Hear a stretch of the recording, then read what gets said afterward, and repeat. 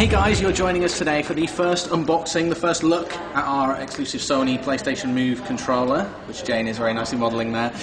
This is the first time we've had the PlayStation Move outside of being accompanied by Sony representatives, so it's just freshly come in the post today, and we're going to take a look. Now, first thing to note is, Jane, that this is the press kit. This is not what you're going to buy in stores, but it includes all the same stuff that you're going to get. It's pretty similar in terms of contents, but yeah, you won't get this shiny box. Which is very nice. Presumably, actually. It is pretty nice. It looks like a nice orb inside. There we go. Sort of a fisheye effect. So let's crack it open, see what we're going to get. Inside, you've got one controller.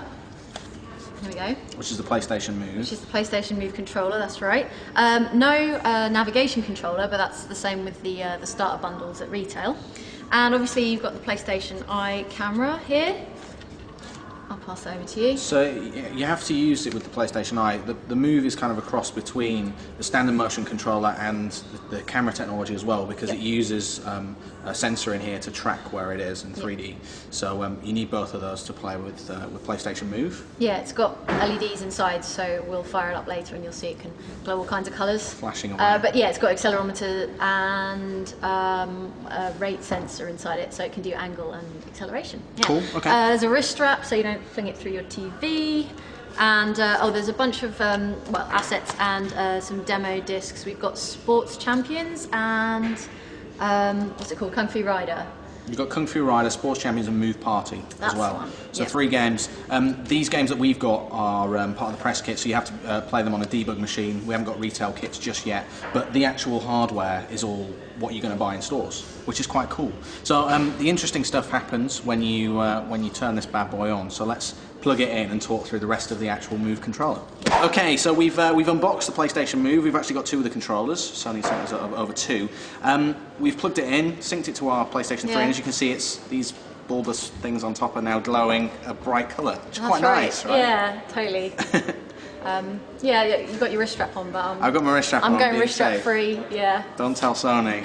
Don't tell Sony. So these actually change colour when you're playing. I've noticed. I was playing a couple of games, and when bad things happen, it turns red, and sometimes when you're in menus, it goes yellow, and various different colours. It actually gives you visual feedback as to what's happening. Yeah. Also, I think it can change colour. Just say you had a bright pink living room, it can like change to something more appropriate, so the camera can better pick it out against the background. I think that's also an option, and also to distinguish like player 1 from player 2, obviously. Yeah, so. Which it's doing right now.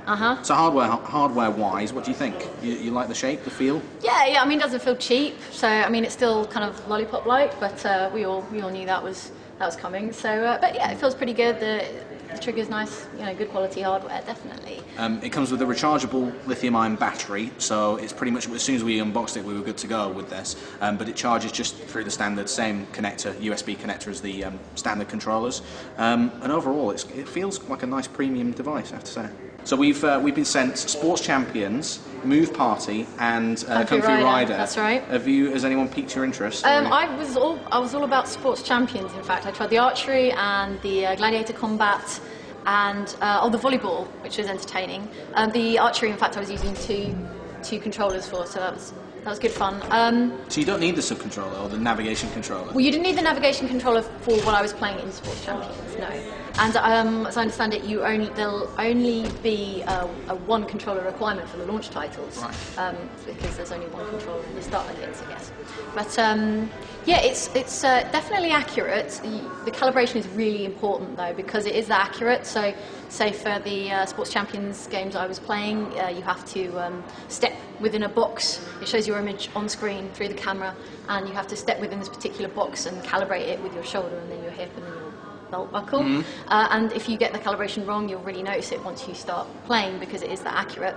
Also, it said you have to be 2.5 meters back, which is actually a pretty big distance. So I was sort of backing into the HR department at the same time. Yeah, it's okay in our office, but if you're in a small apartment or something, then that's going to be a problem. Yeah, I don't think that's necessarily characteristic of all the games, but definitely for the archery, it was saying you need to be 2.5 meters back from the screen, or back from the camera anyway. Yeah. And so the games that we've got right now are kind of like party games. There are games like Killzone that are going to come out and support this. The demo disc that's going to come with the retail version is going to come with the Shoot, TV Superstars, iPet as well, which we played a little bit of before. What's the kind of killer app, do you think, right now?